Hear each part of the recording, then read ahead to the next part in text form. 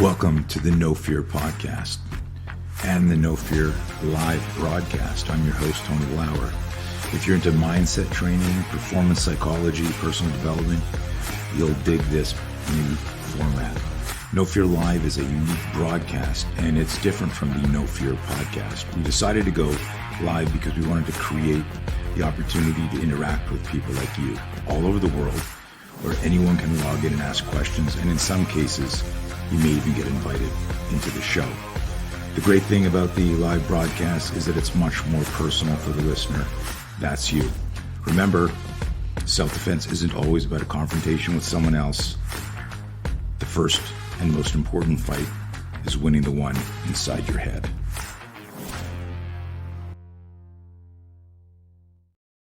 All right, Robert Ingram, welcome to the No Fear Live podcast. What's up, man? Thank you for having me. I appreciate it. I always love talking shop. Yeah. Dude, like I've been a fan of yours for many, many years. And, you know, when we first started promoting this, it was like who's going to know who Robert Ingram is? Like when do people recognize you and go, hey, McDojoLife, like they, you know, but they don't know your name, right? Or I don't know what's that like? Because you're so famous for that. It's weird because like people will either call me McDojoLife or they'll call me Rob because I go by Rob on pretty much every YouTube video. I open it with the same thing. Hey guys, Rob here with McDojoLife. And it's weird depending where you are. Like I actually have a funny story about that. The first time I remember really being stopped like that for someone recognizing me was at a urinal in a country bar. So like I'm at the urinal, I'm doing my thing, and I felt like eyes on me. And I like looked over and there was a dude just staring at me. I was like, yo, man, maybe keep your eyes on your own paper. And, you know, and like, he's like, oh, I'm sorry. I actually recognize you from your page. I was like, oh, thank you. And like, we're both midstream. Like, we're just having a conversation. And I went to go leave, but the guy was really intoxicated. And he was like, hey, man, will you do me a favor? Can we take a picture? And I was like, well, yeah, like not right now. Like, you know, like, let's finish. And so like somewhere in the world, there's a selfie of me and this drunk dude. I think I was also probably drunk, taking a selfie in this men's bathroom in some random country bar. So it happens, you know. That's a good backstory, man, for the picture of you with the man in the urinal. No, that's amazing. I've had where people can't remember the name and they see me and they go Spear Guy, and they're like, I'm like you know, it's just it's so bizarre. And I thought about that because your page has grown so much. And I think one of the interesting things, and I you know, we were talking offline earlier, most of the audience that follows me has been in martial arts, law enforcement, military for years. There's no way that they haven't heard of you. I mean, Rogan talks about you. You've got from, you know, Kelly Slater to like everybody's on your page commenting. So a couple of things. One is, did you ever imagine it would grow to this size and have that type of eclectic audience? No, I did it kind of like as a hobby at first, like, and I didn't do it the way I do it now. That's evolved a lot because you learn and you grow and you try to make sure you adapt with the way things are moving. But when I first started doing it, it was long form essays on Facebook. So there would be no photo. There'd usually be no picture. It would just be like these theses on why this particular studio was either lying or they got caught, or there was some news article that people needed to know about in terms of the instructor doing something nefarious with kids or doing something nefarious with their female students, things like that.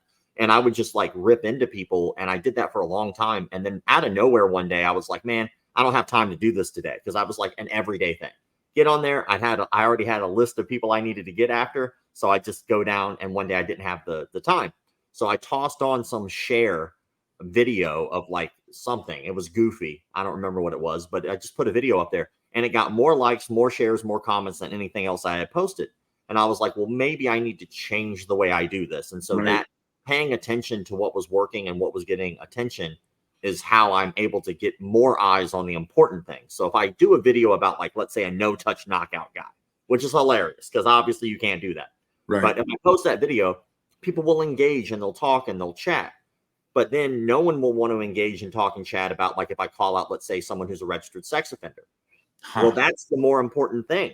Right. Like, that is the thing we should be talking about more and exposing. So I found that, like, if you get a consistent, like, this is funny, this is funny, this is funny, hey, this guy did something crazy, people will pay it attention, even if they don't interact with it as much. I can see that they're seeing it. And that's kind of the battle of calling out those kind of people. So what's interesting is about halfway through that rant, you described the strategy for success at life. Pay attention to what's working, right?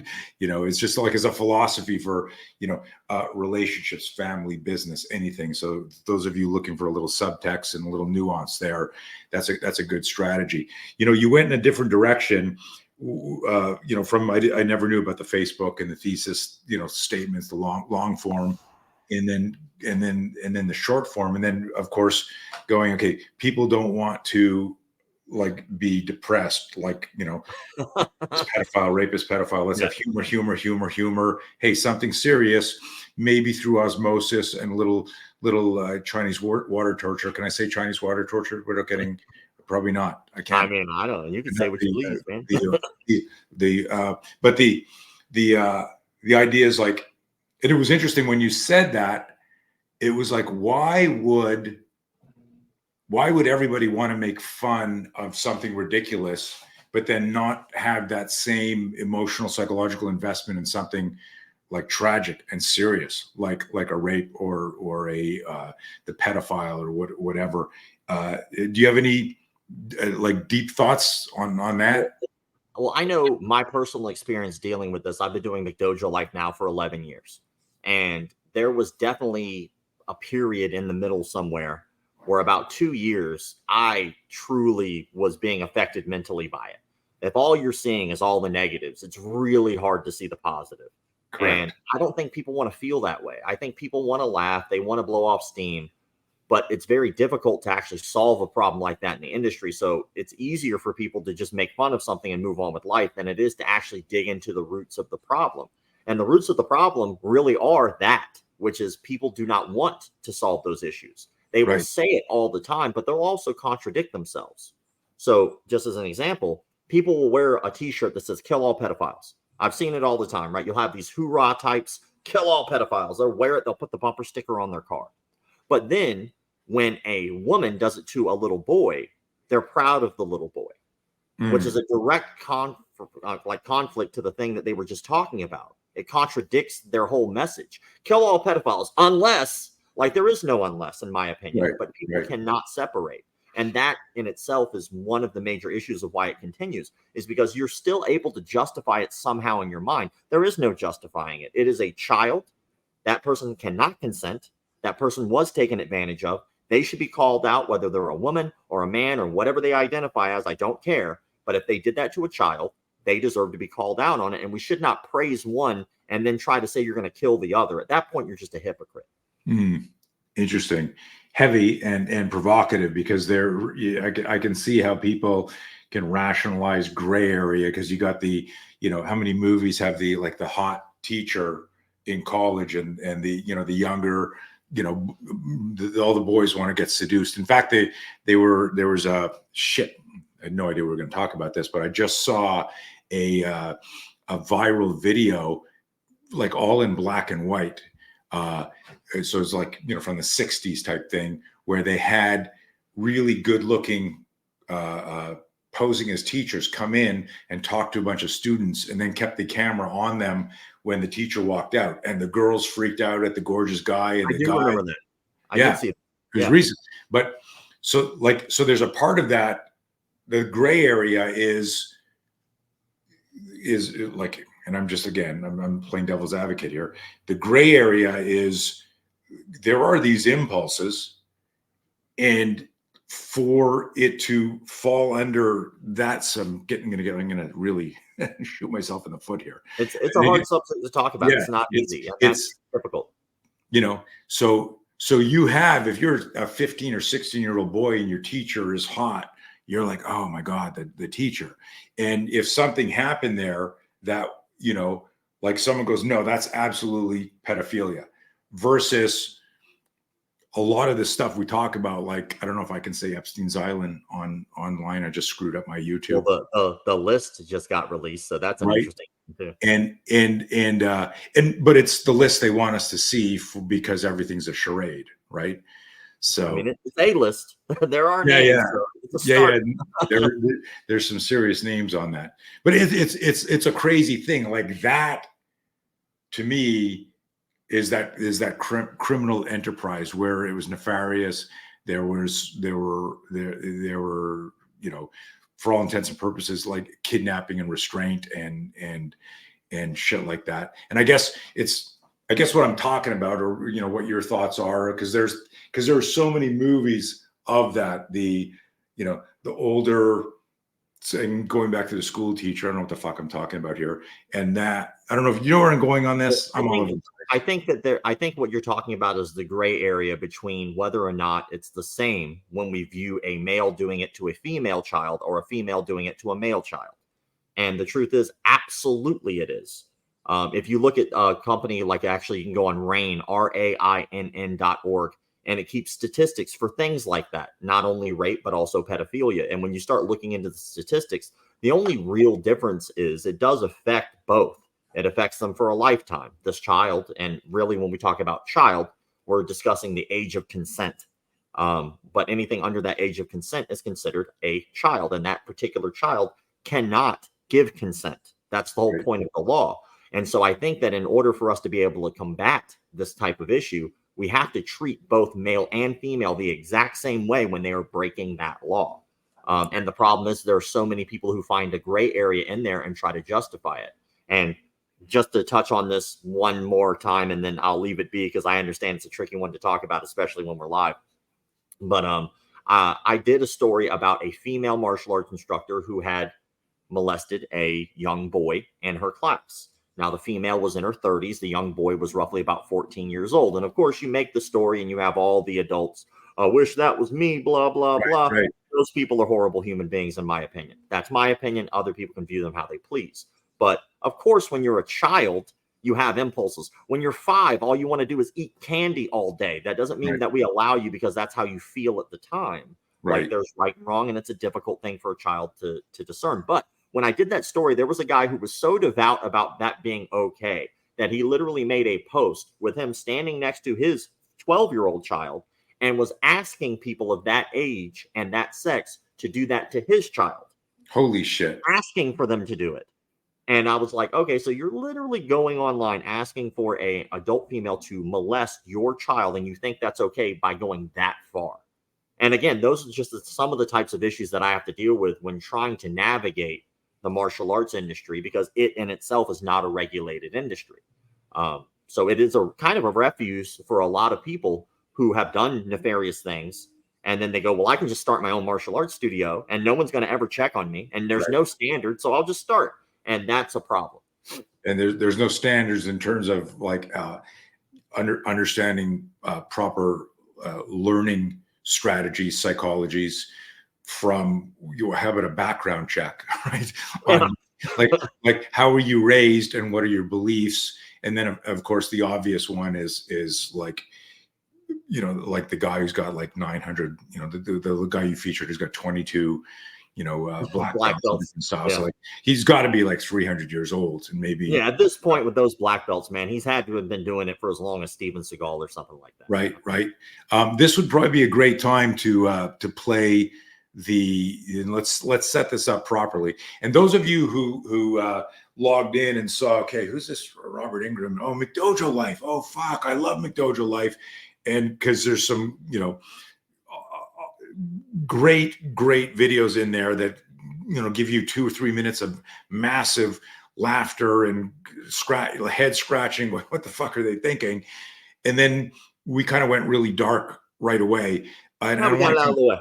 Yeah, but it's so important because it's also what's going on in the world right now. The whole this last 3 years with our administration and with the island and all of it, it's all part of that. It's all connected in some way. There's something massively wrong with how we think and how we control our mindset and how we rationalize shit. There's a quote that I love using from Robert Feynman, who said the first principle is to never fool yourself. And remember, you're always the easiest person to fool. And what he's talking about is the rational lie we tell ourselves is why something's okay.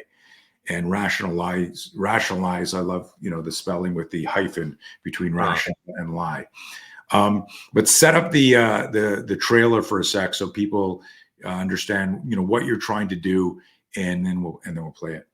Well, like we discussed, there is no checks and balances in the martial arts industry. So really wanted to create a piece of art with the documentary that will give people a start if they want to get into the martial arts industry. It'll give them something to look at, so that way they can navigate something as complicated as martial arts. I mean, how many different names are there for instructor? You have Sifu, you have professor, you have coach, sensei, and the list goes on, right? If someone who's never done martial arts before, that could be very confusing and a lot to navigate. It's a lot to learn. So we were hoping that we can show some of these red flags to look for and show these martial arts cults. So that way there's a standard of some type in the industry set, so we can start a major dialogue and conversation about how to keep martial arts as legitimate as possible. And by that, I don't always just mean people being able to fight each other. Right. I don't think that that's the only standard of what a martial artist is. I mean, we've all watched John Wick, and that's run by the 8711 stunt team guys. A lot of those guys are sport karate guys, and they don't want to be fighters at all. But then again, they don't lie about that. And that's the honesty that we need, and the integrity in the industry, I think, that's needed to maintain legitimate martial arts, hopefully for the next 1,000 years, maybe longer. But there has to be a standard. And so hopefully that's what we're creating. There's also, I mean, the trailer's very provocative. It and I say this respectfully, it's almost like the beginning of a horror movie, right? This is the dark side of the industry. But it's very well done, and it's needed. I was going to ask you something, but I want to show the video, and then I'm going to ask you that as soon as we do that. Elisa, sure. Play the documentary, the trailer, please.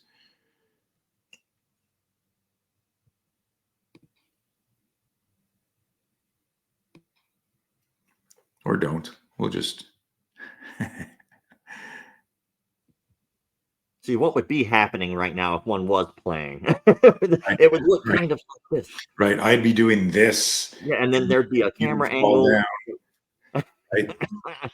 Oh, maybe. Guys are experiencing some technical difficulties.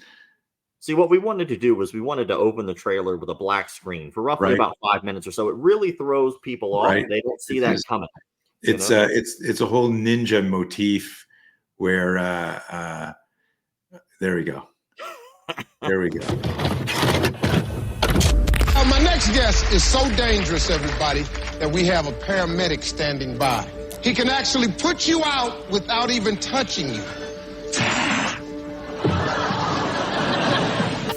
My name is Robert Ingram. I run a webpage called McDojoLife. McDojoLife is an awesome collection of the fakest martial arts you've ever seen in your life. Projecting energy can actually knock somebody out.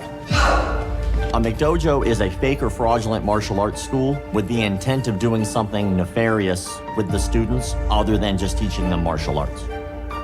And what's stunning about McDojoLife is how many of them there are.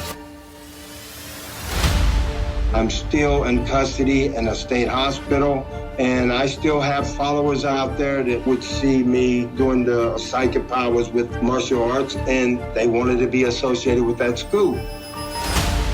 There was times that he told my mom and I that his students viewed him as a god. People have been seriously hurt, killed, taken advantage of financially, lost families, molested. The red flags started happening when I would start having conversations with some of the other women, and she confided in me that he had raped her. The number of pedophiles in the martial arts industry is astonishing.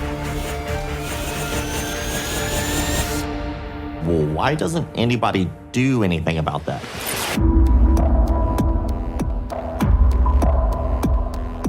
Wish me luck that this guy picks up right off the bat.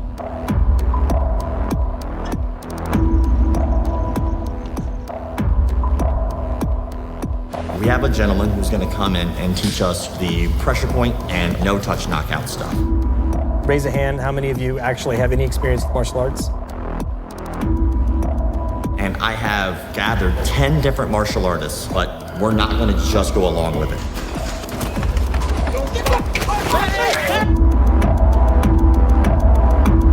Yeah, don't record this, guys.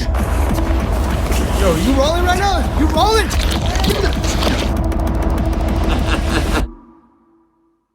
Wild. Good job, man. Good editing, and you definitely want to see more. So my question for you is this. We're going back to Facebook time. What happened in your life, or what did you see, or what conversation did you have that you went, fuck this, I'm going after these guys? Because this is not like casual for you. This is a big part of your life. Yeah, this is what I do. Luckily I can make a living doing it now, but it took a while to get to there. But it was actually a casual conversation. It was the strangest thing. I actually write about this in my book a little bit, but I was there and I was a striking coach for the jiu-jitsu program that I was at the time. I was also the kids program director. And at that time I was just a regular program director. So I had input contracts and stuff like that.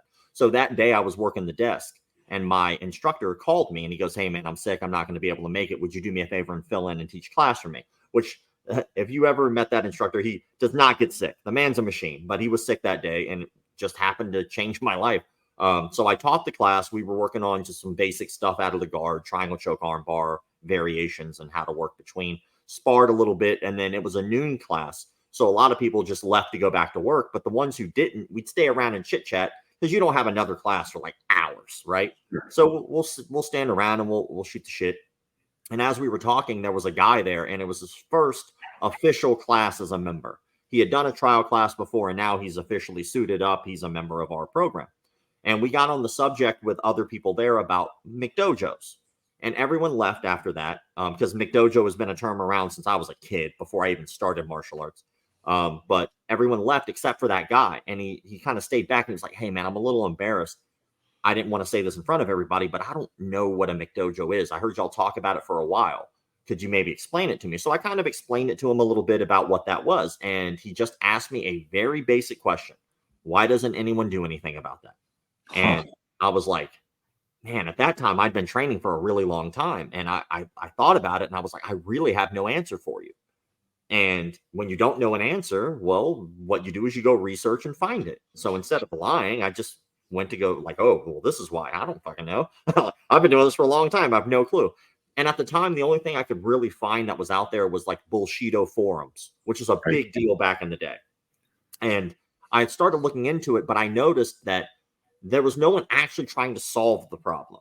Everyone was complaining and everyone was starting to complain about things that actually didn't matter. They would complain about things that were more like guidelines than rules. So in order to fix something, step one is you need to know there's a problem. And step two, you need to define it. Like, okay, this is a problem. Well, what exactly is it about that is a problem? Well, I had to redefine what most people were considering a McDojo because the standard of what people call that is not realistic. They'll go, oh, well, they just give away black belts. How do you know that? Or do you train there? Like, what is your standard for just giving it away? Well, they're not very good. Okay, well, a lot of people aren't going to be as good as other people. So that can't necessarily be your standard. Well, they give it away in like 2-3 years. Well, BJ Penn got his black belt in 3 years. Are we going to say that he's illegitimate? So you keep going down these rabbit holes of like question, answer. And I was able to finally narrow it down up to this point to 5 standard things that would create that atmosphere. And I've seen lists like 100 ways you know you're in a McDojo and like, oh, they have standardized uniforms. Like, who gives a shit? Every football team does too. You saying that the team that wins the Super Bowl this year is not legitimate because they all wore the same uniform? Right. Like, it doesn't make logical sense. So the 5 rules started to become a thing, and I started just going down that path of figuring out, are there more rules here that I'm missing, or do these always hold up? And so far in the last 11 years, they've held up. Can you list them? Do you know? Yeah, for sure. Step one, I've always said, was pedophiles first, because that's usually very shocking and it gets people's attention. And there's an astronomical amount of pedophiles in the industry, but really it's just sex offenders in general. If somebody has committed some type of a sexually related crime, maybe we shouldn't put them in positions of power over other people. Right. But I think that would be step one. Rule number 2 is lying about your belt rank or your fight record. You could literally open up a martial arts studio today as a white belt who has never trained before in your life, and that would be okay, as long as you were honest with the people who walked up to you. If somebody walked up to you and they say, "Hey, how long you been training?" "Oh, I don't train." But you run a martial arts studio." "That's right." "Well, have you ever fought?" "Not really. I'm a pacifist." Like, okay, so like you have no training, you have no idea what you're doing. "Nope, I have no clue." "Do you want to sign up?" Then people would just say no. Right. But that's not what people do. The first conversation you usually have with your instructor is either how much does it cost or what's your history? Tell me about what makes you qualified to do this. Well, if they're going to lie to you in the very first conversation they have, they'll probably lie about everything else.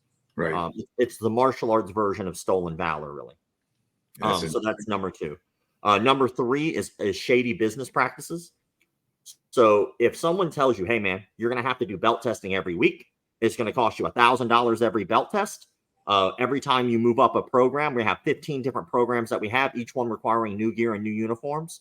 Also, you're going to have to pay for A, B, and C, and X, Y, Z, and all these other things." And they tell you that up front.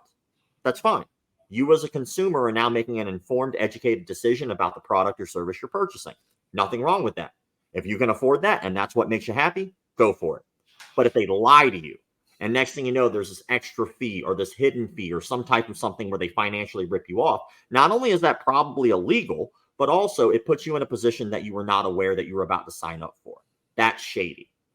Even in town, we had a famous story in Jacksonville about a guy who actually went door to door, strong arming, literally threatening to beat up his students if they didn't pay on time. I would consider that a shady business practice, so that's number 3. Rule number 4 is unsafe training practices or cult-like behavior. Obviously, there is a certain amount of risk in martial arts, but there's a certain amount that is avoidable or downright not beneficial. For instance, let's say I see a lot of this in the Middle East, where an instructor will have their students stand there, put their hands behind their back, while the instructor will just tee off on their head. That's an unsafe training practice. It doesn't benefit you if you do it. It only harms you. And if you don't do it, it's not going to take away from your training. So that's an unsafe training practice, or even worse, abuse in terms of like beating up students who don't do what they're told, hitting students with sticks when they don't do what they're told. How does that benefit them? That doesn't. It only harms them. That's an unsafe training practice that will only lead to harm. Even something as simple as cleaning your damn dojo. How many people have gotten seriously injured because of staph infection because somebody just didn't decide to put a mop to the floor every once in a while? Right. That's an unsafe training practice. And of course, the cult-like behavior goes with that because that's also unsafe. But getting your students to comply with things that they normally in their right mind probably wouldn't do. And not to rip into, since I'm talking about this, I'm going to talk about every art. But one of the more popular ones that people will accept as okay is like the gauntlet in jiu-jitsu. People for some reason think that this is sane, where they'll take off their belts, they'll make a line of people, and then someone got a belt promotion, and they'll walk down that line of people while they're getting whipped with belts. If you do it, does it make you better at jiu-jitsu or martial arts? No. If you don't do it, does it make you worse at martial arts? No. So why do you do it? The only reason you do it is because someone convinced you that you should do it. That's it. And you might think that it's okay. You might even argue that it's okay. But put that same scenario in like work. Hey, Steve got a promotion. What's up, Steve? Hey, everybody, give Steve a round of applause. Let's all take off our belts. Let's make a line. All right. And when Steve walks by, I want you to whip the shit out of him. Okay. Would Steve think that that's sane? No. And then HR would get involved. Right. So like, that's not smart, but like people are convinced that's a cult-like behavior, right? Yeah. Convincing people to do something that's not beneficial and doesn't help them. You're just following, and that's strange. And then the final one is one that you'll see a lot on the page, which is mislabeling technique and no-touch knockout. Mislabeling technique is not the same as teaching a shitty technique. Not everybody's going to be as good as someone else. If I go to a seminar with a 3-stripe blue belt and he teaches me a technique, that might work. If I go to a Gordon Ryan Jiu-Jitsu seminar, he might need to teach me how to do that better or more efficient. That doesn't mean that the other one doesn't work. It just means maybe there's a better way to do it. Both viable. But if someone goes to a cardio kickboxing class, for instance, and the cardio kickboxing instructor says, all right, guys, I'm going to make you world-class kickboxers. Are we going to spar? There's no sparring here. Are we going to hit mitts? There's no hitting mitts here. Am I going to learn any technique? Nope. We're just going to hit this bag and you're going to lose calories. That's mislabeling. You're lying to your students, giving them a false sense of security that is not correct. And of course, the no-touch knockout stuff is obviously insane, but it happens all over the world in different names. You have people who believe in chi projection, where you can move your hands like a George Dillman and knock people out without touching them. Or you have Indonesia, which has Tenaga Dalam, which believes that they can do the exact same thing. They just call it something different under a more religious practice. Then you have people who believe in the Holy Spirit. Hey, I wave my hand and now you all get knocked back. They're all the same thing, just used to manipulate people in different ways. So currently, those are the 5 rules of the page, and that's what I try to stick to. Yeah, that's. I was glad that you were able to go into it in detail. As I asked the question, I was like, "Oh fuck! Like, where's this going to go?" And it's definitely, these are all parts of your book. Like are there elements of that? Funny enough, the book is about like my life as a teenager fighting in bars when I was 15. Okay, I didn't know if there will stick that there, a little non sequitur segue into the book. But I want to come back real quick. We'll talk about the book. I didn't know if that would be like a chapter in the book or a part, in there talking about that. But let's come back to the book and go deeper into it in a second, because I want to, for anybody in my audience who doesn't know Robert's background and just see him as he's a curator of McDojoLife, he's a lifelong martial artist as well. And this will segue nicely into the book. Just reading from here: 3rd degree black belt in karate, 3rd degree black belt in, how do you pronounce that? Lisa Judo? It's a Lisa Jodo. It's a weapon system based off a French physicist. It's basically just means I'm good at nunchucks, which is a fairly useless skill. And I don't walk around with nunchucks on me all the time. So right. It was just fun to learn. It really helped my jiu-jitsu. Crazy enough. Purple belt in jiu-jitsu, but also interesting is amateur boxer, kickboxer, 6-0 record as a boxer, 4-2 amateur kickboxer. And the reason I'm bringing this up is, I mean, anybody like the metaphoric example you gave, where I go, hey, like I've never trained, but I want to open up a school. I'm a white belt. I've never fought. I've never done a kata. I don't know anything. And someone goes, well, okay, that sounds good. I'll sign up. Or they go, well, why the hell would I pay you if you don't know anything? But at that point, it's informed. So I just wanted to say, like, when Robert made this list of 5 and has these opinions, he also has them as after decades of getting punched in the face, punching people in the face, doing martial arts, being around there. So there's a lot of my modeling career, right? So you've earned the right to an opinion. Let's talk about the McDojo stuff. And it's interesting. I made a note here, of course, we were told by the media there's no such thing as mass formation psychosis. A few years ago, you've heard the term, of course. Yes. Yeah. So while you were describing all of these people that would, that follow the Kool-Aid leader, going, drink this Kool-Aid, like, what does that say about most people? Like that, like when you and I watch a no touch, and just move your head to the side, because when I don't want you to get hit directly with that. I gotta get hit the other way. Yeah. I just don't want you to get. I just gave you a bit of the flu there. I didn't hit you directly. You hit me with the different kind of chi. Right, but it was really funny because I do in the spear system. I do this finger splayed demo, and it looks like the Aikido chi demo, right? But what I do is I break it down, and there's always somebody who's done Aikido. So we do this finger splayed, hands closed, up and closed. You figure 4 over the arm, and when your fingers are splayed, and you're like it's 50 times stronger. And there's always somebody in the class that goes, yeah, the unbendable arm, that's the term they call it in Aikido. And I go, who said unbendable arm? Yeah, I did. You did some Aikido. Yeah. Who's heard about it? A bunch of people. They say, yeah, I heard about it. What do they attribute that to? And they always say ki or chi, like that life force energy.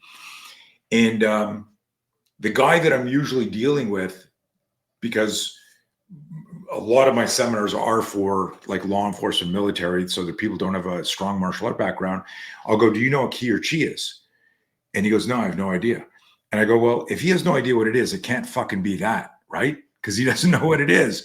And so I break it down into like the biomechanics and the relationship between kinesiology, muscle recruitment, the extensor chain versus the flexor chain, and why when your fingers are splayed, you're engaging and recruiting more muscles, and that's why your elbow doesn't bend. And I go, we need to stop mystifying shit that isn't magic. It's fucking understanding how the body moves. But my point being here, and then tossing the mic back to you here, is when one of the things that I watch when you post something and there's 50 people clapping and watching some guy go, and 10 of his black belts are flying across the room. Like, I'm going, what are these 50 people doing in the room? Why are they still there going? And so my question for you is, have you thought deeply, or, just like the big picture, what's wrong with most people in the world, with respect to how easily they can be brainwashed or led to this type of, behavior? Well, I was talking about this at lunch, literally like an hour ago. So I'm glad that you brought it up. And I have an opinion that might not be the standard of what people think. If you really start looking into cults, you look at guys like Jim Jones, you look at guys like David Koresh, you look at guys like, hell, even the Mother God cult, which I don't know if you've seen that documentary, No. but good Lord. If you look at those people, not all of them are just so easily manipulated. I think what we need to do as a society is kind of understand that how to manipulate is becoming more evolved too, and that we're all susceptible to being manipulated by anyone at any given moment.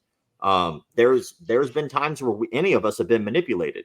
If you've ever had someone lie to you and you believe them, you were manipulated. Right. So, but most people don't think they could ever fall victim of a cult or a cult leader, and that's where it gets fun. Because that is the open door of manipulation.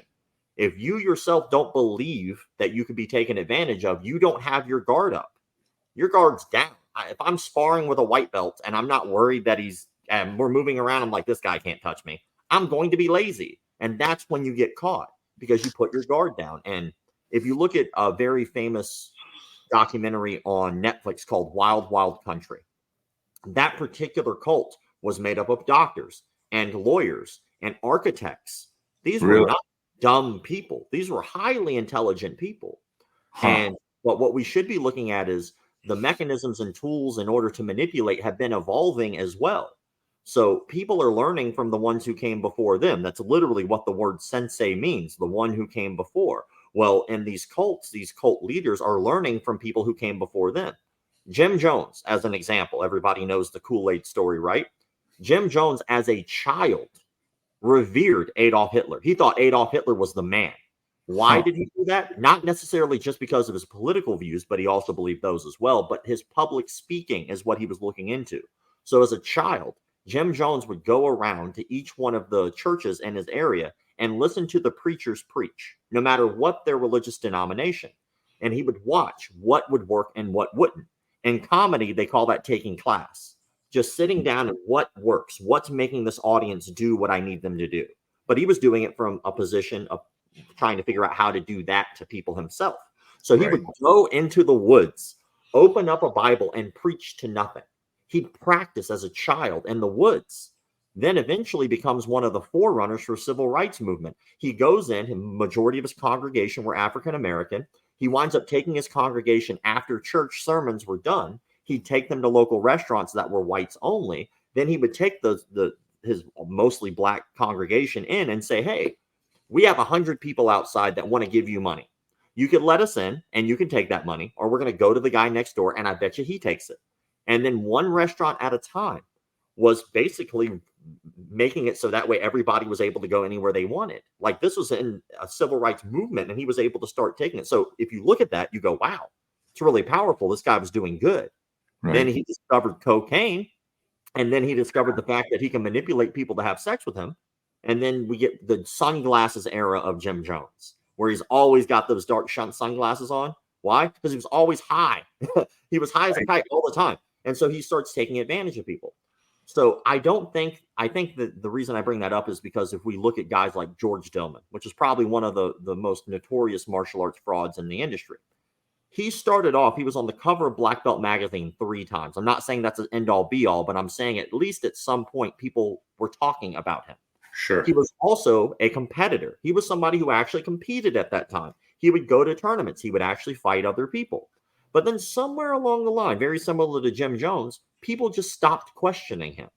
They started going along with the nonsensical things that he would say, and then they'd put themselves in a position, well, you know what? If I stick with this, maybe I could be that guy. Maybe if we just go along with it long enough, then when he's done, we can take over. But we have to start all the way over if we go somewhere else. Imagine being in a religion for 30 years of your life just to discover that you were wrong. Well, now you have cognitive dissonance. I have to make a decision. There's a fork in the road in my thought processes. Do I continue to believe the lie, which is much healthier, much easier, or not healthier, but it's much easier for me to do? I don't have to give up my friends. I don't have to give up my social structure. I don't have to give up my status in this organization, which I might have worked my way up by that time. I can just continue with the lie. And maybe I'm delusional enough to believe it. Or do I turn my entire world upside down to go after the truth? Most people will not go after the truth. Most people are happy to live in the lie. And that's where we are with this type of thing. And also, there's a high level of manipulation.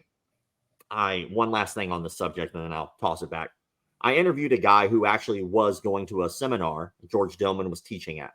He got called up with one of the instructors, and the instructor was like, I'm going to hit you in gallbladder 52 and spleen 9. Obviously, I don't know the damn charts, but he's like, I'm going to hit you in these pressure points on your back, and it's going to knock you unconscious. And this is on video, by the way. That's why the guy contacted me, because I shared it. And he explained to me that to the audience, he was telling them that he was going to hit these pressure points and it was going to knock the guy unconscious. What really happened was he said this to the audience, but when he went to go do that, his elbow hit the back of the guy's head, and he hit him so hard it actually did knock him to the floor and knock him out a bit. So when he hit him, what he explained to the audience, they're like, oh my God, this worked. And the guy who got hit is like, oh my God, this worked. But it didn't work because of how he said it. That's the manipulation. So it's not, I don't think it's as easy as like people themselves like are changed in any way. I think we're all just as vulnerable mentally as we ever were. I think the difference is that now it's easier for people who are manipulating people to have research on how to do it easier. Right. It's not hard. Yeah, that's interesting. I got to think about that. Like, I agree with a lot of that. There's a part of my brain that, like, I look at these people and I go, there's no way they're that good actors that they're all in on it. Like, it's they believe it. Some believe it. Yeah, there's a part of it that just completely believes it, and you know, and that's the, you know, like, you know, and I hate to say this, I throw that, like, the YouTube algorithm's gonna friggin' flag me. The useful idiots, right? Just the people that'll believe anything on TV. You see it once and it just starts. They're predisposed to believe. Well, I want to add something to this because I think it's important, and it's a question that I ask quite a bit. Do you believe you could be taken advantage of by a cult leader or a con artist? Me personally? Yes. Yeah. I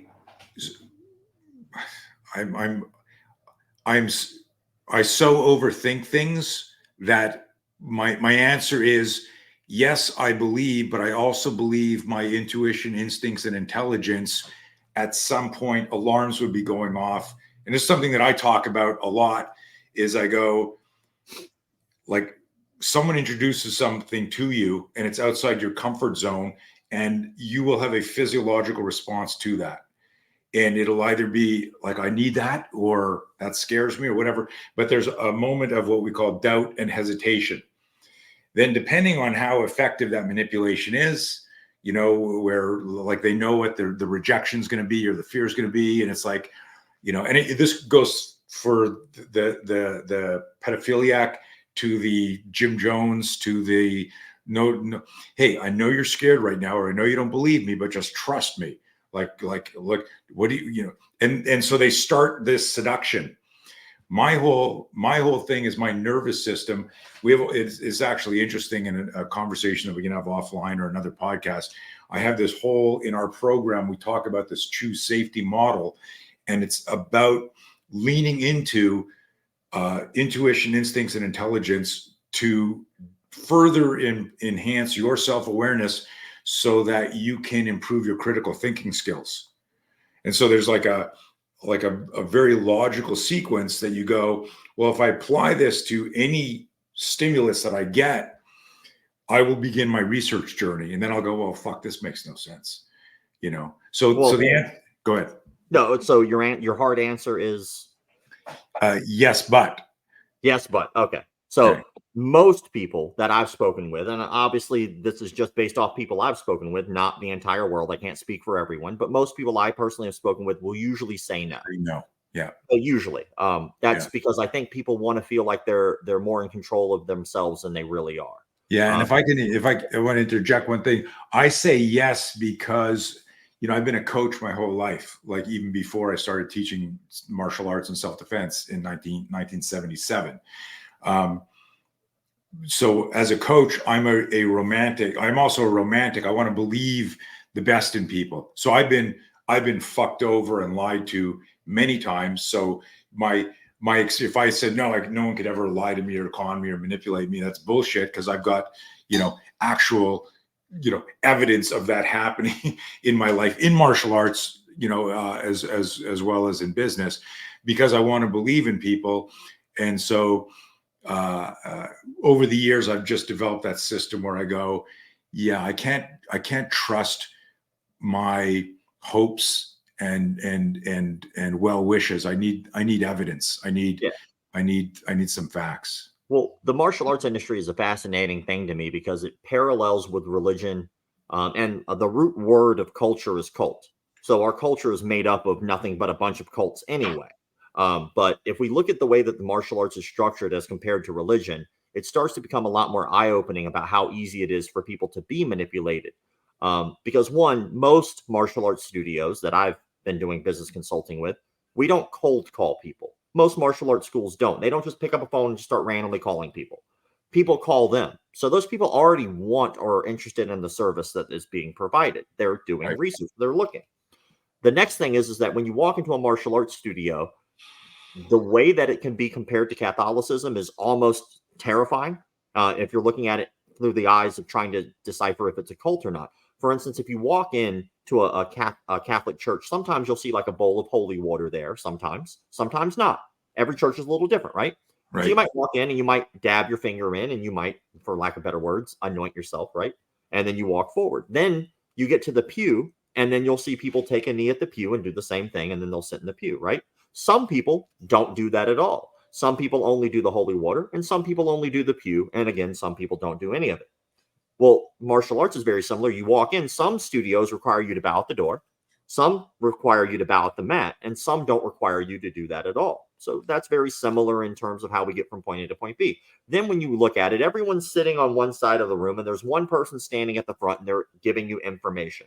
One is supposed to be teaching you about religion, that particular religion, and the other is supposed to be teaching you about self-defense. Very similar. Behind the preacher, you'll see either a statue of Jesus Christ, stained glass of Jesus Christ, or a giant photo of Jesus Christ. In martial arts, a lot of martial arts studios have pictures of the instructors that came before them. And then in religion, you acknowledge a lot about Jesus Christ, at least in Catholicism anyway. And in martial arts, you acknowledge a lot to your instructor. You're giving them a lot of credit for why you're there. Right. And in some cases, you even bow to that particular photo as a sign of respect. So these things are almost identical. Even funny enough, in one part in a Catholic mass, you might actually stand up and start shaking each other's hands. Oh, peace be with you. Hey, nice to meet you. Nice to meet you. You do that in almost every martial arts class when you're done. Hey, man, good game. Hey, nice class. Hey, awesome job. Right. It's very similar. I think the only real difference is intent. And it's a couple questions and you'll automatically know, yes, you can be taken advantage of. It's a very simple line of questions, by the way, if you're willing. Go for it. So are you a doctor? No. Do you think you'd perform open heart surgery better than a doctor? Not with the victim living, not with the patient living. Yeah, they probably wouldn't make it. Right. Right. Do you think you perform brain surgery better than a doctor? No. Exactly. Right. Do you think you'd know more about medicine than a doctor? No. Exactly. Well, these days I'm not sure, but go on. Like the actual anatomy and all that good stuff. Right, There's a right, reason they went specifically to school for that. They obviously would know more about that than us if they're a Right. legitimate doctor. Right. That's what they do. Are you a mechanic?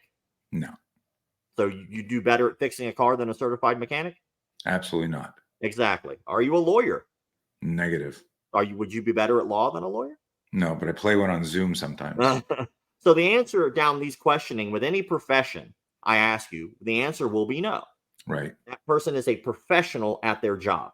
They know more about doing that job than we would ever know. Are you a con artist? No. Do you think you'd be better at conning people than a con artist? Well played. The answer is no. Obviously, we would not. So that means we would not understand the con either. If there was a body on a table and I'm looking at it and they go, "Hey, perform this open heart surgery," I'm like, I don't know what the fuck I'm doing. Right. If I'm standing in front of a lawyer or in front of a judge and the judge says you're doing that wrong, I'd be like, I don't know what I'm doing. Right. If I open up a car, I'm going to go, I don't know what I'm doing. But if I'm looking at someone conning me, I don't know what I'm doing. They do. That is the point. They are a professional at that job. So if you looked at Jim Jones, it's easy for us from the outside to go, yeah, there's no fucking way. But now that we know, imagine you're one of those people that were at the beginning of that.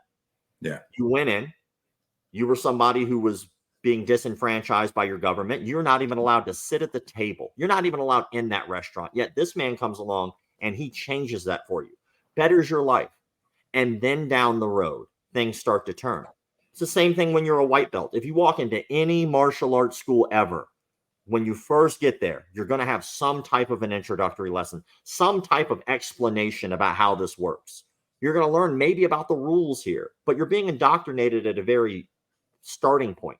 If you started there, that's different than seeing it down the road 10 years. You're not going to know that you're being manipulated. You're going to learn maybe a jab. Maybe you learn a front kick. Maybe you learn a block. Maybe you learn a takedown. It's all going to be the same no matter where you go. You're going to learn something extremely basic. They don't teach you no-touch knockouts when you first get there. Right. Like, I have to manipulate you over a period of time to get you there. Like, and of course that happens with little subtle nuance of somebody who is a professional con artist. Kind of like freedom, inch at a time. Hey, you could take it away or you can give it, you know? Right. So like, that's funny enough. Freedom in terms of how that works is like, you take it away an inch at a time, but it's always an explosion to get it back. It's never just like, yeah, we're going to take it back slowly. Like, no, we have to do something drastic, you know, that kind of thing. It's weird. It's a very, it's a very dark conversation, and you're very passionate. And so you present it in a way that's not depressing. It stimulates thought. So that's a great quality, because you're describing like almost like the beginning, you know, when I made the comment, hey, I noticed, you know, when I went to Instagram, because I didn't have time, this had more likes and more comments. Then I was like, holy shit, notice what people need or want or what they're responding to. And if you look at that 30,000 foot view, is like there are things that work in life and things that don't. The cons do that. It's interesting. You know, you went by it really fast, but I want to share it with the audience here. A lot of things can follow, you know, like I'm friends with a lot of amazing warriors who fought for this nation. And you could say that the MO and standard operating procedure of bringing somebody in for initial military, you know, training, and then bringing them all the way up through selection to be in some elite, you know, counter-terror group, is the same thing as bringing somebody through a martial arts school. Or whoever we are, have figured out how to take somebody and turn them into a machine, right? And so there was a word that you went by really quick, but I want to bring it back to everyone just to marinate a little bit on it, and it's intent. If I know what I'm signing up for and the intent is clear, well, that's on us. That's our relationship. But if the intent is hidden, and certainly for all intents and purposes, pardon the use the word intent there, you know, it's nefarious, it's manipulative, it's deceptive, it's dark, then it's fucked up. Is there? I want to get to your book, and I want to get to the background of the book, but I want to ask you, with respect to the martial art world, because some people listening to this might be going like, "Fuck," like holy shit, like every school is run like some sort of religious type thing. You know, what's interesting, and I don't say this to pat myself on the back or shine a spotlight or whatever, but when I started teaching in 1980, on my door, and people didn't like this, on my door to the school, it said no rituals, no uniforms, no nonsense, and there were no belts. You trained in sweatpants or shorts. There were levels, and I would tell people, look, if you're here for self-defense, there's no level of self-defense. Like anybody can beat you up. Like you know, you can get sucker punched, you can get stabbed, you can get shot.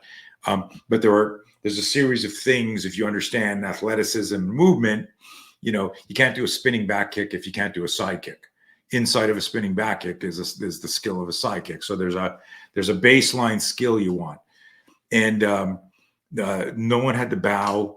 I told people, hey, when we're in class, just call me coach or call me Mr. Blauer, just so we know who the instructor is, you know. But I was very clear. I didn't like that whole thing, even at you know, like I started teaching when I was 17, but my school I opened when I was 20. So I'm kind of like thinking back as you talk to me, like did I, of the list of 5, where was I? was like, did I do any of you know? So it's interesting, but there's a lot of people, I'm sure, that and before we get to your book, there's a lot of people, I'm sure, hate your fucking guts. And that you're, you know, I'm assuming you've had multiple death threats and threats against your body or life by now. Oh yeah. It's funny because like a lot of, I've only been confronted twice in person, and like 26 years doing this, like McDojoLife 11 years, but Right. 26 years in the industry. And I've only been confronted twice because of McDojoLife. And both times, I think that they thought I was smaller. Like, that's the only thing I can think that it is. I remember one time I was out for the Martial Arts Super Show, and I forget what hotel and casino it was in, right? But I'm walking, and I just got a cup of coffee from like this little coffee shop that was right there. And I'm walking, and the way that particular casino was, that there was almost like a slight ramp in that hallway. Right. And I saw a guy that I had been back and forth with online before, and that guy had threatened bodily harm against me. And I was like, oh, well, this is going to be interesting. Like, I still have to walk that way. I'm not walking anywhere else. Like, I have to go to where I need to go. I don't want to confront this guy, and I don't want a problem, especially in a business situation, but I still have to go that way. So hopefully he'll act like an adult, and I'll act like an adult. And I could, you know, it's very interesting when you like observe people, and you start to get a feeling in your gut about what's about to happen and things like that. And I try to pay attention to that. You were talking about intuition. And I was like, I think this guy's going to confront me based off his eye contact, his posturing, his mannerisms. I'm pretty sure he's going to come confront me. And I was getting ready for him to maybe even try to become physical. And he's walking towards me, but I could see, because of the way that the ramp was, is that he looked massive when he was like down the ramp. And I probably looked really small because of the slight incline. Right. As we got to each other, it changed. And I was like way bigger than this dude. And his whole demeanor changed by the time we got to each other. And he was so polite. And we had such a good dialogue, like a good open conversation that people, I think, should have who disagree. Right. We still did not agree. And that's okay. Disagreements are fantastic. This is how we grow as individuals and humans. Like, I could disagree with somebody, and then they might say something. And if I'm open to the idea that I could be wrong, which I am, well, maybe they change my mind and I grow as a human being and I become more intelligent, or I solidify my ideologies by hearing something really fucking stupid. Like, it's one or the other. So it was just like, it's very rare that people really want to confront me like that. But I have had death threats. One in London. The one in London was a legitimate threat. It was in a Taekwondo tournament. There was thousands of people there. And the person sent me a message from an anonymous account with literally just what I was wearing. That's all they sent me. And then, which is a very uneasy thing to get. Sure, unsettling for sure. Yeah. So I sent them a message. I was like, hey, man, you can just come up. You can talk to me, whoever you are, and blah, blah, blah. And they started explaining about a martial arts studio I had closed down because I had a pedophile in it. Long story short, that owner opened up again a second location under a different name. I found out again, got that one shut down. And, you know, in my mind, I'm doing a good thing. Like, this guy was molesting children. He should not have access to kids. That's where my head's at. Yeah. I thought that was not correct. Although if it wasn't, that guy could have easily sued me because that would be defamation if that wasn't true, and slander, libel, all that. Yeah. But that guy threatened to kill me outside that martial arts tournament. And luckily there was, there were police there. You know, most martial arts tournaments have police off duty. I walked up and I was like, hey, man, like, normally I wouldn't do this, but I was like, this guy says when I leave, he's going to kill me. So is there anything they could do? They were like, well, there's not really much we could do, but what we can do is walk you to your car whenever it comes time. And nothing happened. But to be in areas like that often, where there are thousands of people around you, and all I do is make enemies. Sure. The only people that like me are people who like what I do. That's all there is to it. So every day that goes by, there could be like 10 more people or 100 people in a school that hate me. You know, like, you don't usually just call out the cult leader. Usually when you call out the cult leader, they're not usually the ones that contact me. It's the followers, because they're so devout and they put this person on such a high pedestal that they feel the need to defend them through any means necessary, and sometimes violence. And so that's unnerving, but I don't give a shit. I'm not going to stop doing what I'm doing. You can harass me all you want. I'm going to keep doing it. So you can blow me if you're out there and you decide you want to try to harass me, because I'm going to keep doing it. You're not going to stop me. That's all I'm saying. Oh, dude. I love it. I love it. Yeah. Look, I've been a martial artist my whole life, pretty much. You know, my first martial art was wrestling when I was, started when I was 7 years old. Didn't know that, back then you didn't know wrestling was like a martial art in terms of like foundational. Yeah. But I've traveled the world because of martial arts. I've got lifelong friends because of martial arts. I've made money because of martial arts. I've helped people because of martial arts. I just got a letter today from a guy, military guy, that said our training saved his life during an ambush, blah, blah, blah.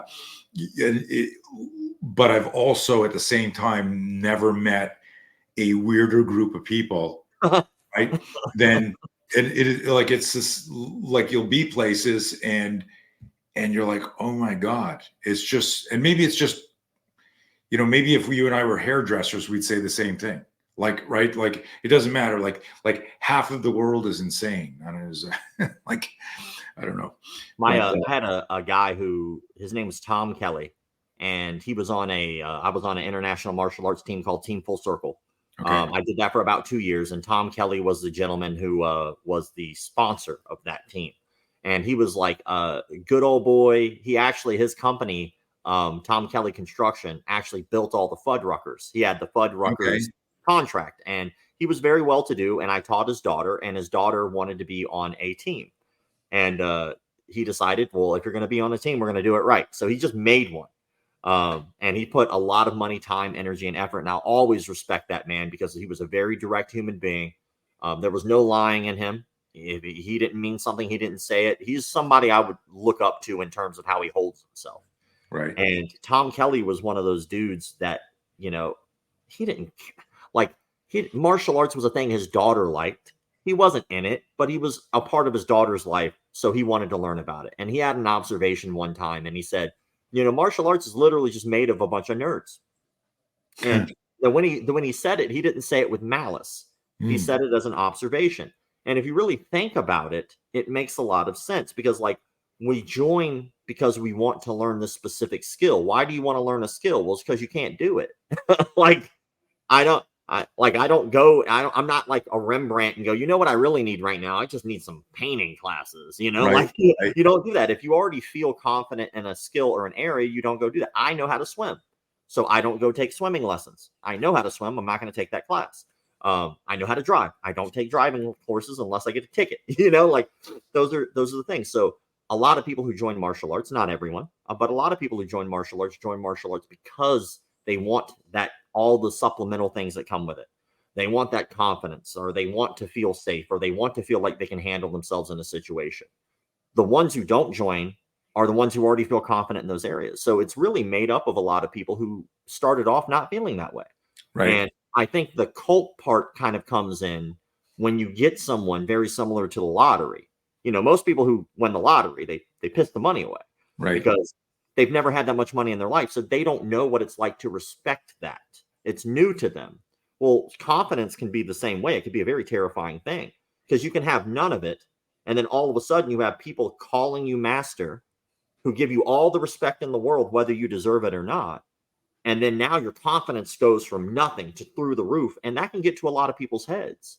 Yeah. And so I think that there's something to be said about like the type of people in martial arts. I think that goes along with it. It's interesting because it's a lot of people afraid of violence, so they get good at fake violence, and then that feeding of the ego, and that's huge. I once was doing a seminar somewhere, and I got picked up at the airport by the guy that was hosting, and he had two of his instructors, and he introduced them to me, and we're having lunch, and then at one point I said, well, okay, cool, finished lunch. I said, I'm gonna hit the can. He said, me too. And the other two guys got up and walked us to the bathroom. And I was like, what the fuck is this? Right. And I'm talking to myself. And then they stood on either side of the door like fucking Royal Guard security while we went in the bathroom to make sure like no one else could come in. And I was like, holy shit.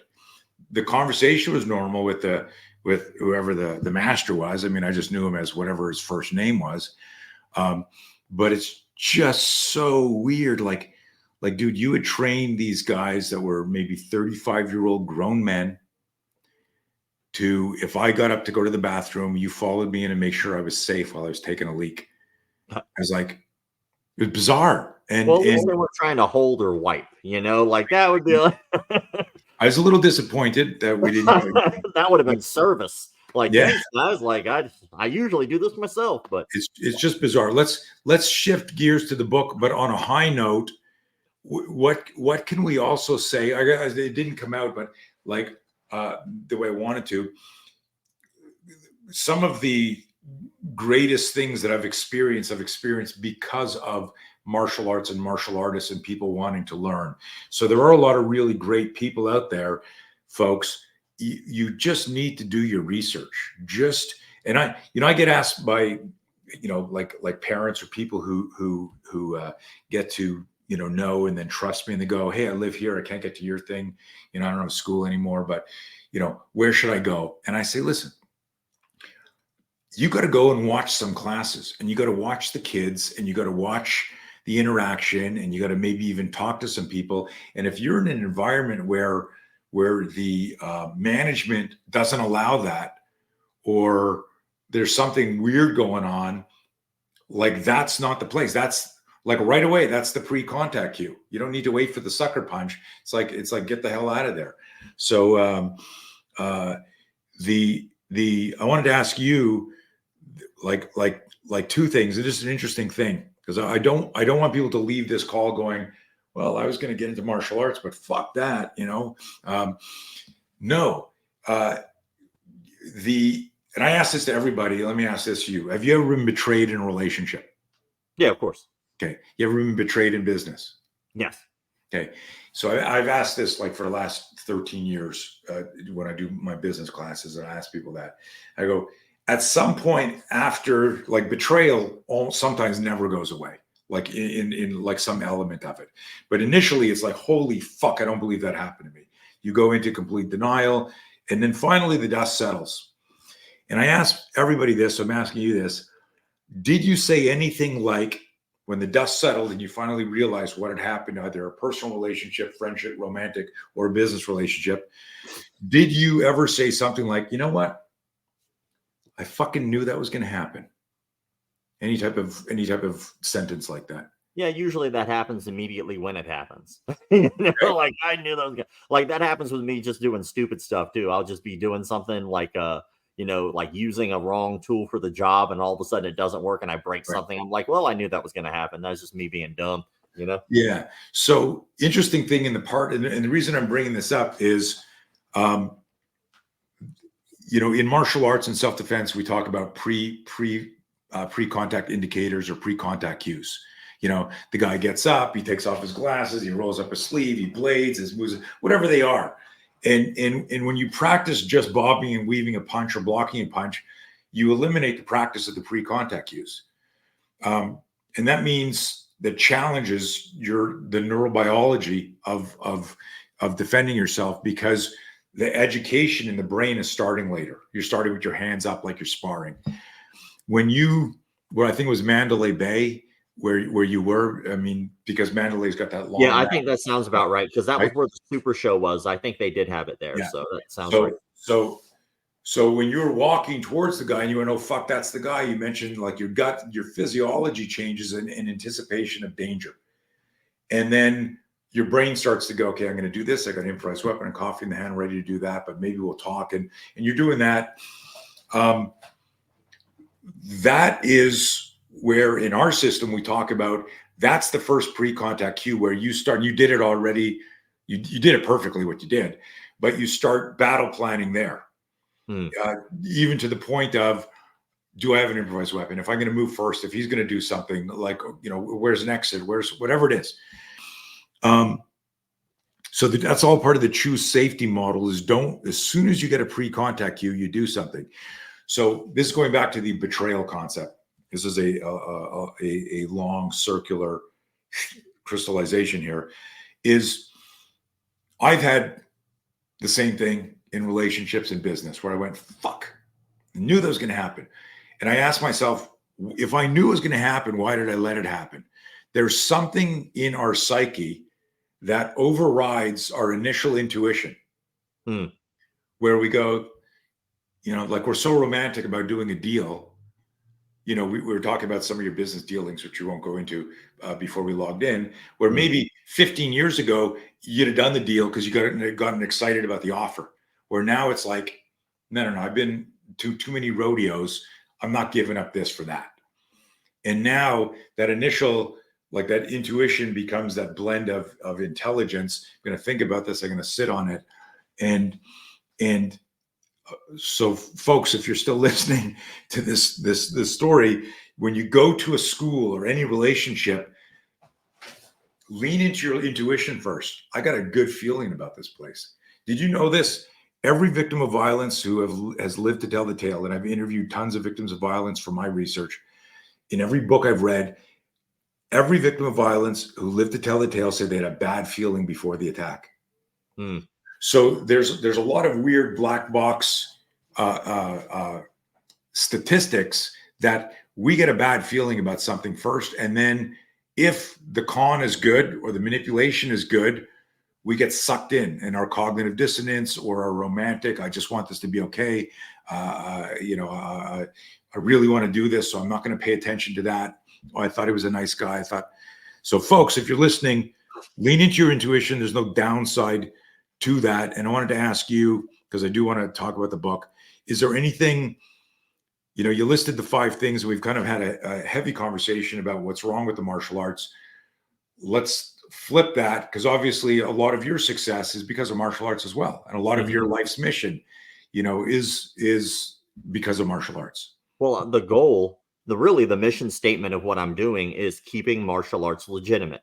That's the whole purpose. Now, what is legitimate is different to individuals. Like, for instance, let's say you're Taylor Lautner and you start off in sport karate, and then your whole aspiration is to become an actor. Then you want to move on. Maybe you do stunt work in some capacity. That's your goal, right? Well, if you did that, you never wanted the goal of being able to fight people. Right. Who cares if you can't fight? That's my opinion. I think that if that's your goal, or let's say hypothetically, if you wanted to go to cardio kickboxing and they're honest with you and they say, hey man, you're not going to be a great kickboxer. You're going to learn some basic techniques so you don't hurt yourself, so you can hit the bag properly. And you'll probably lose a lot of weight because there's a lot of exercise here. You get a gastric bypass, you lose the extra weight. And now guess what? You're healthy and you can live longer, but you still can't fight your way out of a paper bag. Who cares? Good for you. That's awesome. You met your goal. I think that martial arts is fantastic. I think the only problem when people fall short in martial arts, really the only problem, is people don't set themselves goals, real tangible goals. Right. That looks cool. I want to do that. All right. Well, how do you know what you're trying to get from them and this exchange of money for service if you don't even know what you want out of it? Because then you're leaving it in their hands. That's when you get manipulated. If you have a clear goal and you walk in and you say, you know what, I just want to be here. I want to learn a little bit about the art. A friend of mine is here. He does Aikido. This is an Aikido school. So I'm going to join here because, in all honesty, I really just want to be here to hang out with my friend and maybe learn a little bit about this art. The moment you signed up, you accomplish your goal. So now it's time to set a new one. Right. And if you don't do that, it'll start to show why dropout rates are so high in martial arts.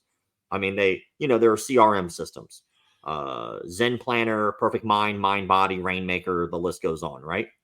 They keep statistics for schools. And one of the interesting ones is that 75% of people who join martial arts never compete. So that means that the majority of people have no real want to pressure test what they're doing. Right. So that's not why they're there. But the dropout rate is between the averages of 8 months to a year and a half, somewhere in there. Why do people drop out so quickly? Well, my personal theory is that they don't actually set themselves goals that they can attain and reach. So I think martial arts is amazing. It does beautiful things for people. It helps you out and gives you an outlet for so many things, not just fighting people. But you have to set those goals. And if you don't keep doing it, you're not going to get anything out of it. Interesting. I love it. I love it. Okay, let's do a quick pivot to the book. Tell us about just tell us about the book. It's a great title. Yeah, it's literally about those things. So Sensei's Bars and Scars is about what got me into martial arts, which was being severely bullied and beaten in school quite a bit. There was an incident that happened when I was I was 12 years old that changed my life, got me down the path of martial arts. So I talk about that story of getting jumped and stabbed and beaten in front of teachers. Teachers stood there, did absolutely nothing about it for a 5-minute beating. How old are you? 12. Okay.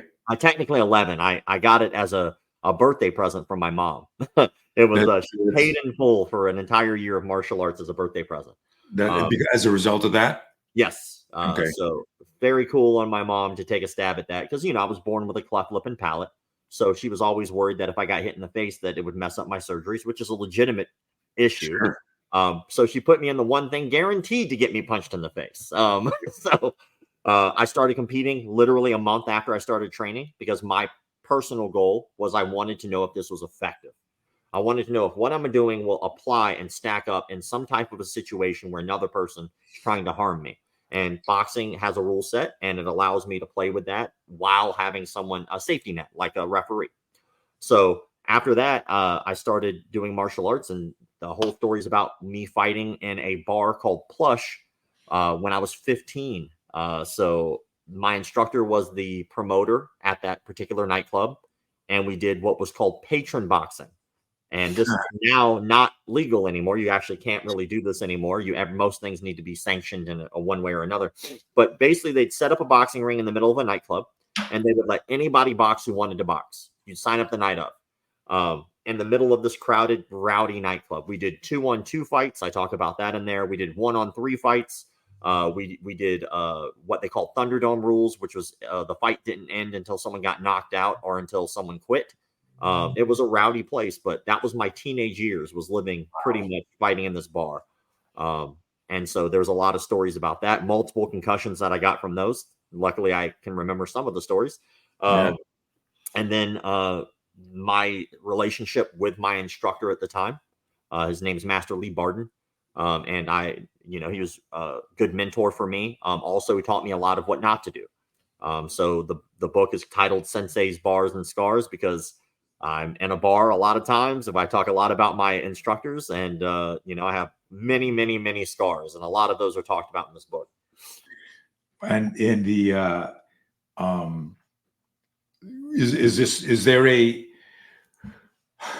what's the ultimate message? Is it more anecdotal, like the history of you, or is there like a message that you're trying to share? In my opinion, this is just me. Everybody might be different. I think that good music, good art, good film I think that what makes them good is everyone can take something else away that's personal to them from whatever it is. And I hope that that's what people do out of this book. There's a lot of talk about, like, there were some things in there that my instructor did that I didn't agree with. I mean, I saw my instructor set himself on fire in that nightclub. Like, we're talking like a 20-foot ball of flame. As part of the show?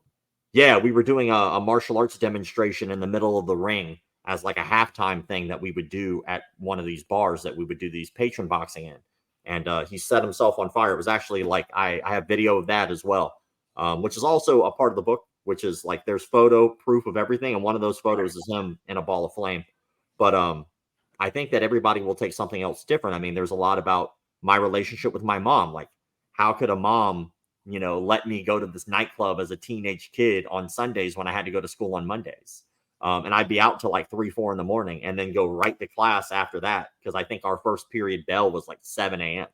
So, but there's a lot of like, well, yeah, like she did allow me to do that, which allowed me to go down the path of what I do now. If she didn't let me do that then, I would not have been able to get thousands of dollars back for people who were ripped off by companies in the martial arts industry, help rape victims be able to work their way through this, or expose the people who did it, help stop pedophiles. Like, my mom set me on a path of trust, and she gave me that trust because I was around people she trusted. Even though it was a rowdy environment, she let me pursue my passion of martial arts, and I respect the fuck out of her for that. Sure.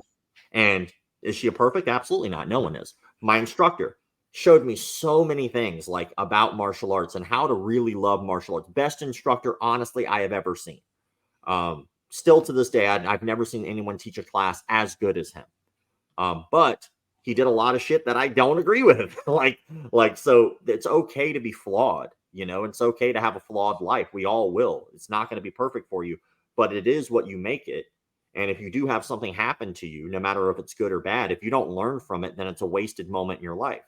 Everything you do, every conversation, every interaction, every good, every bad, every indifferent makes you who you are. And it's okay to be that thing. And if you don't want to be, you don't have to be. But I was fortunate enough to have a lot of good mentors to teach me what to do and what not to do. And maybe people learn from my mistakes, and maybe people learn from the things that they taught me. Love it. I love it. Here's the book, folks, again. And this is available on Amazon.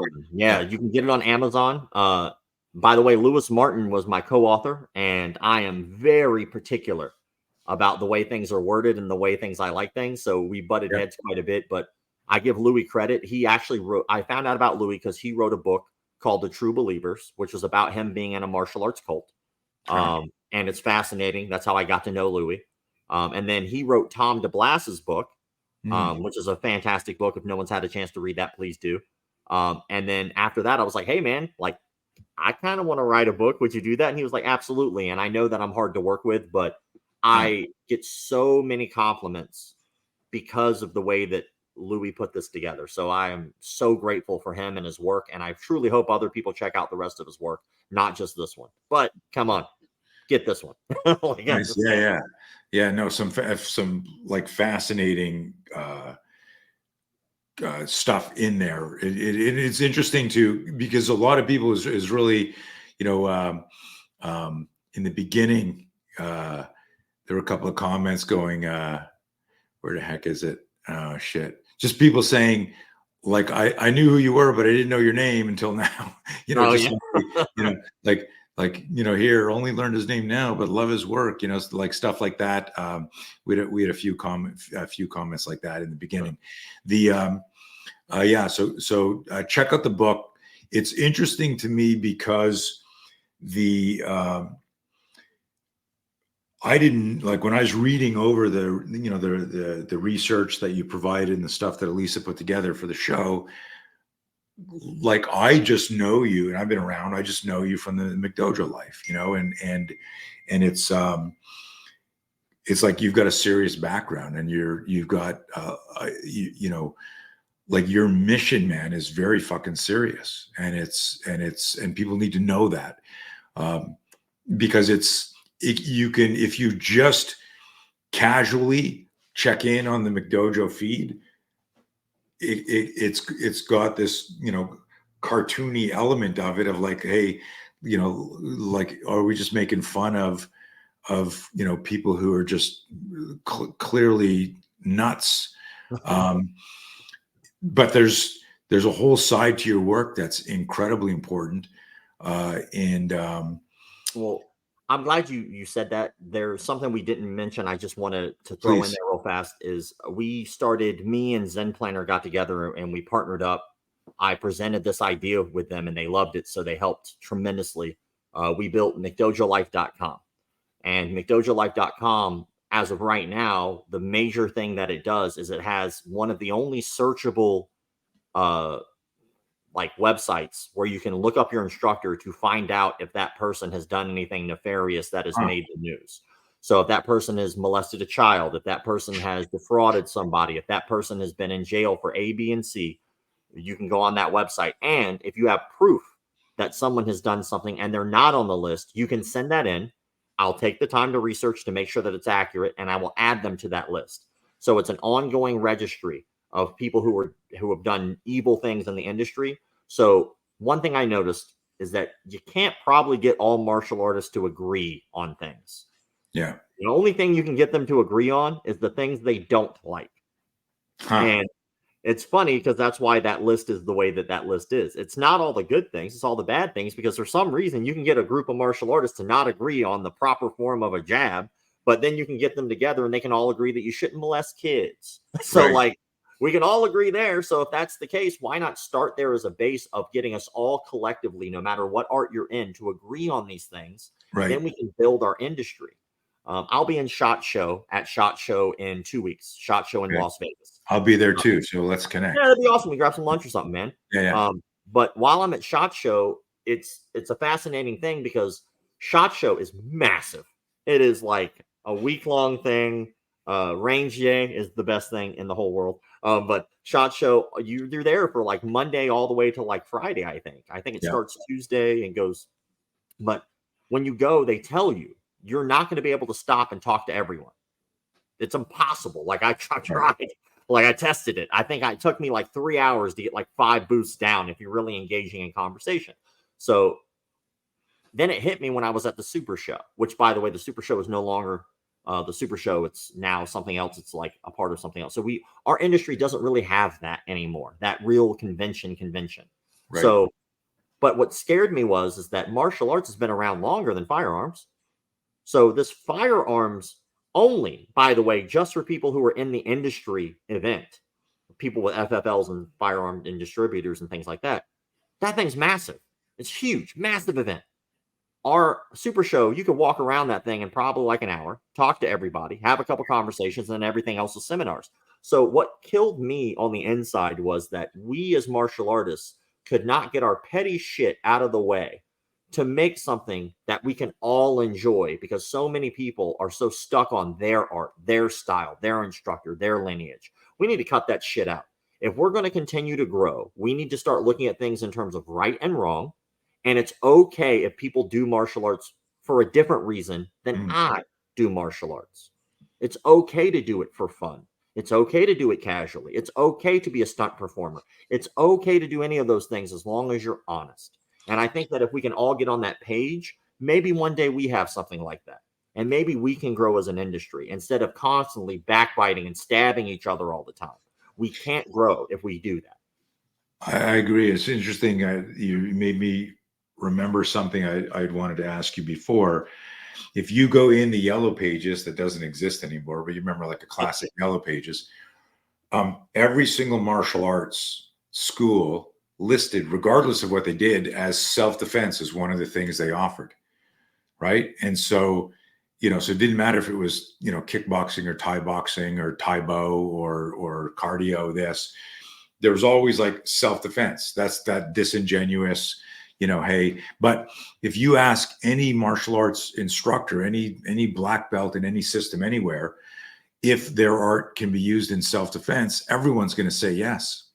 And that's the tricky part of it, because I don't think people really understand what goes on, like emotionally, psychologically, and physically, in a truly horrific, asocial, violent encounter. And it's very different than sparring, and it's very different than competition. And there are assets and experiences you can derive during your training. But it's like flag football and tackle football kind of look the same.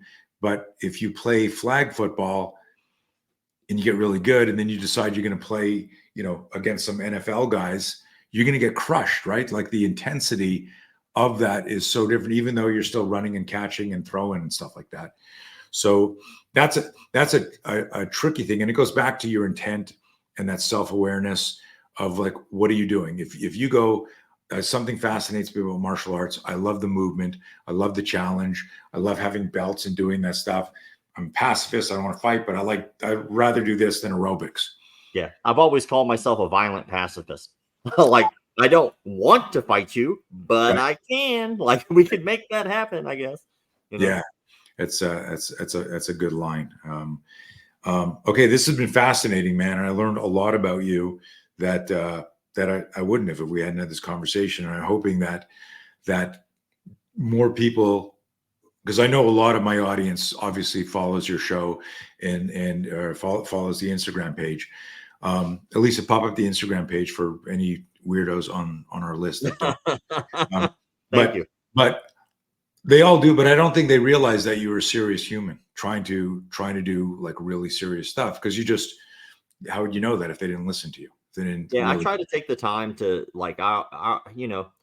I think over the years it's evolved. And I think that talking about goal setting earlier, what I started off to do has changed over time. And I think that naturally has to. Once you reach a goal, I don't just settle. Like, right. Oh, well, I did that thing. Oh, I guess I'm done. Like, no, it's time to set a new goal. It's the only way to get up a ladder is one rung at a time. You set a goal, you grab it, you keep moving until you reach wherever you're trying to get. And then now once you get there, where do you go? Another ladder, and you keep doing that. But ultimately, the goal here is truly to help keep martial arts legitimate. It's just to get everyone on the same page. I think once we can start doing that and we can get rid of some of those old school petty arguments, maybe we can start coming together to help our students, because it's not about us. The moment we decided to coach people, it was about them. It's about making our students better at whatever their particular goals are. And I really appreciate the opportunity to speak about what I do. And if anybody wants to check it out, definitely check out McDojoLife on any social medias. If you want to learn about what it's like to be a teenager going through high school fighting in nightclub bars, Sensei Bars and Scars, it's on Amazon. If you like it, please drop a review. It's really appreciated. And then if you're curious and you're like, man, I think I know a guy who I remember did something evil in martial arts or evil and as a martial arts instructor, you can go to McDojoLife.com, search their name in the registry, see if their name pops up. And if it doesn't, send me proof. If you send me proof that they've done something nefarious, like a police report or a news article, things like that, I'll add them to the registry. Because again, the goal is to get everybody on the same page. And then we can start having fun with it. Then we can start enjoying like, hey, go to this guy's seminar because you want to learn Aikido.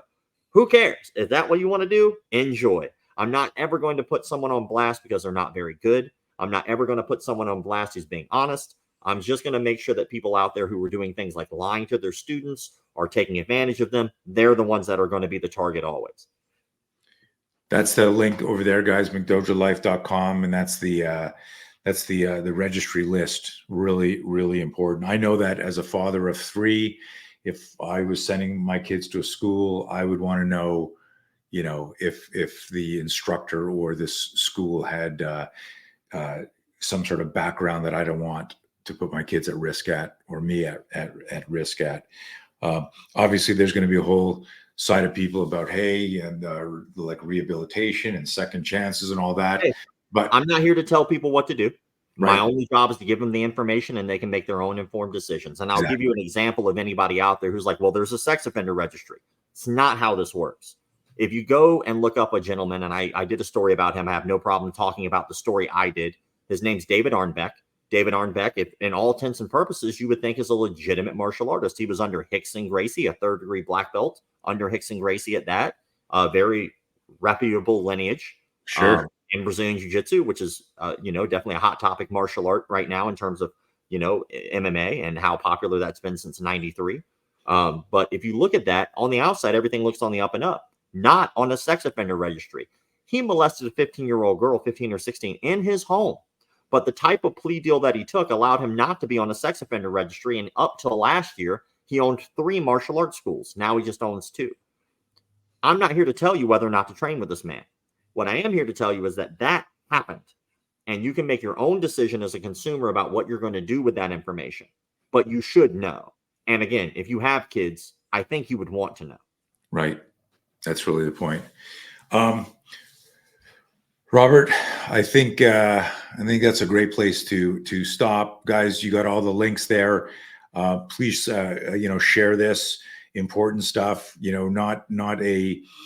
not a comfortable conversation. A lot of it, although it was entertaining, it's not comfortable. But there is a dark side to civilization. Always has been, and it's one of the reasons why you're a cop or firefighter or public safety on our list. Training with us, because that evil exists. There are bad people out there, so this shouldn't come as a surprise to you. But it's neat to uncover or shine a light on areas of our life where you just assume like this is a safe place to go. It's a martial arts school where you're learning about honor and trust and integrity, and you're going, wait a minute.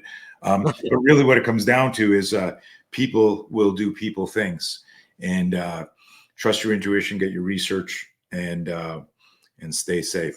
Robert, hang up in the back for a minute. I'm going to log off. And folks, thank you all for sharing your afternoon with us, and we'll see you soon. Thank you.